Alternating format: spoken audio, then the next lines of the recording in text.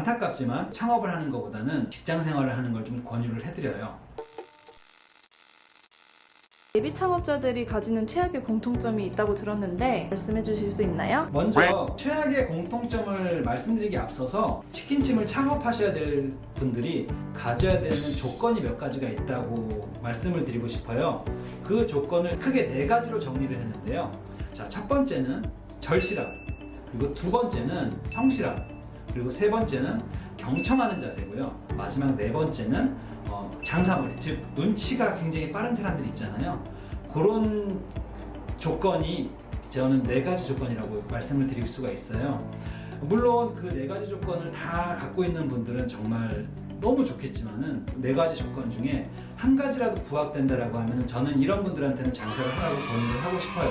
하지만 본인이 돌이켜 봤을 때 이 4가지 조건 중에 단 한 가지도 없다라고 생각을 했을 때는 안타깝지만 창업을 하는 것보다는 오히려 직장 생활을 하는 걸 좀 권유를 해드려요. 기본적으로 저는 절실한 사람들은 어떤 일을 해도 성공할 수 있다고 생각을 하거든요. 하나 컨설팅을 해줬던 분들이 계셨어요.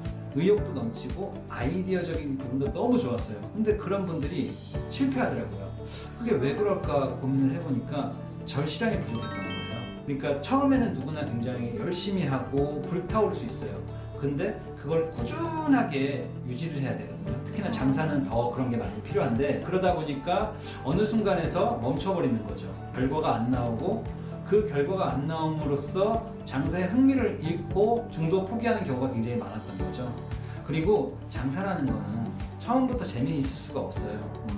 하지만 그 어느 정도 그 궤도에 올라서면은 좀 손님들이 알아봐주고 그리고 내 맛을 알아주고 그러면은 굉장히 사람이 즐거워져요. 장사라는 게 흥이 나면 흥이 날수록 또 손님들은 더 많이 올 거고 더 많은 좋은 서비스가 나가면서 순기능이 계속 발생이 되는 거죠.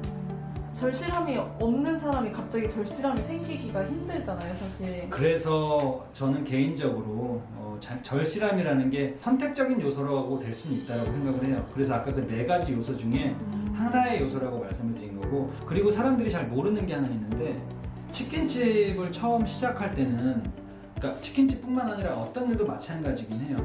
적응이 안 돼 있기 때문에 그 몸이 적응할 때까지는 시간이 굉장히 필요해요. 특히나 치킨집은 육체적인 강도도 어느 정도 있으면서 손님들을 상대하는 정신적인 노동도 많이 필요로 하거든요. 그런 거를 잘 견뎌서 몸이 체득하는 데까지는 시간이 좀 필요해요. 치킨집을 사람들이 굉장히 쉽다라고 생각하지만 사실 어려운 일이에요. 육체적으로도 그렇고 정신적으로도 그렇고 절실함이 없으면은 조금 초반에 버티는 게 좀 힘들기는 해요.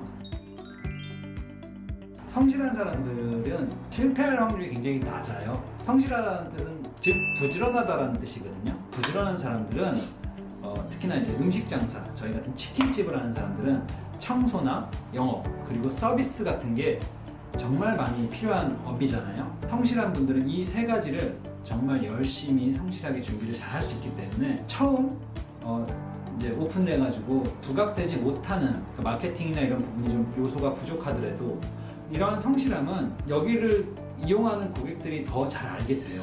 그렇기 때문에 언젠가는 빛을 발한다고 볼 수 있죠. 대표님이 얼마나 성실한지를 보는 저만의 방법이 하나 있어요. 화장실을 가면 그분의 성실함을 판단할 수가 있죠. 대표의 철학이 고스란히 녹아져 있다고 말씀을 드릴 수 있어요. 저는 벤치마킹을 하기 위해서 좀 각국의 나라를 좀 많이 다녀봤어요. 아시겠지만 저희 문화권이랑 비슷한 나라가 일본하고 중국이잖아요. 그 두 나라를 비교를 했을 때 화장실을 보면 알 수 있을 것 같아요.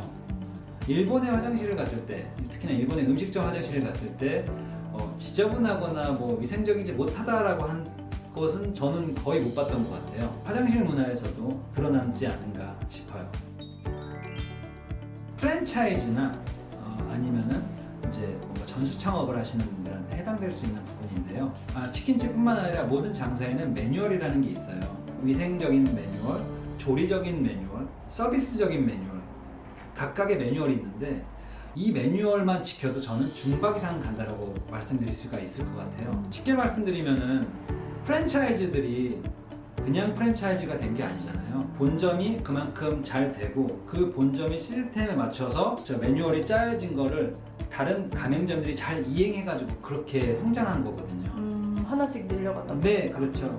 프랜차이즈, 같은 프랜차이즈들에도 뭐 어떤 곳은 굉장히 잘 되는 매장이 있는 반면에 어떤 곳은 굉장히 안 되는 매장이 있잖아요. 그거를 보통 사람들은 그냥 뭐 상권의 문제겠거니와 생각을 하지만은 실제적으로 그 안에 들어가서 지켜보면은 그 점주의 성향의 차이가 굉장히 크더라고요. 하나를 알면은 둘을 깨우치는 점주님이 있는 반면에 하나를 가르쳐 주는데 하나를 행동하지 않는 분들이 있어요. 자기 생각을 많이 섞는다라고 표현을 하면 될 것 같아요. 백종원 대표님의 그 골목식당이라는 프로그램이 있잖아요.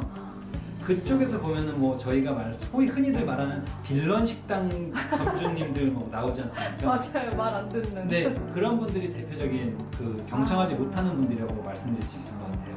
결국에는 이렇게 경청하지 못하는 사람들은 매뉴얼을 잘 따라가지 못하는 사람들이에요. 만약에 이걸 보시는 프랜차이즈 점주님들이 계신다라고 하면은 한 번씩 돌이켜 보셨으면 좋겠어요. 내가 과연 이 프랜차이즈의 행동 지침이나 매뉴얼을 얼마나 잘 따라가고 있는지 되돌아보시면 좀 좋을 수 있다라고 저는 생각이 들어요. 그 장사머리라고 하는 건 쉽게 말씀드리면은 센스가 있는 사람이라고 좀 표현할 수 있을 것 같아요. 뭐 물론 눈치가 있는 사람도 포함이 되겠죠. 눈치도 빠르고 그 관찰력이 좋다라고 하잖아요. 어떤 일을 해도 잘 된다라고 생각을 해요. 이 부분은 차분하게 좀 말씀을 드려야 될 것 같아요. 예비 창업자분들이 시작하기 전에 이런 실수를 많이 하시는 분들을 보면 굉장히 안타까워요. 제일 많이들 하시는 게 굉장한 행복 회로를 많이 돌리세요. 잘 될 수 있을 거다라는 그냥 막연한 기대심을 가지고 장사를 하시는 거죠. 막상 해봤는데 매출이 나오지 않고 또 정말 어떻게 보면 장사라는 거는 굉장히 긴 싸움이거든요. 며칠 동안 열심히 해가지고 보는 시험이 아니에요. 어떻게 보면은 한평생을 계속 일을 해야 되는데 업이 된 일이다 보니까 일일이 하지 말아야 되는데 잘 되는 기대감이 있는 분들은 또 그만큼의 오는 상실감이 굉장히 크다 보니까 자기 스스로가 무너지는 경우가 많아요. 그리고 또 한 가지는 보통 스스로가 장사를 왜 하시는지 목적성이 뚜렷하지 못하는 것 같아요.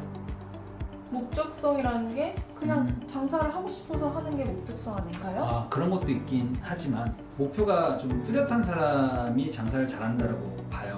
내가 이것을 프랜차이즈화 시킬 거야. 아니면은 이 사업을 뭐 애들한테 물려줄 거야.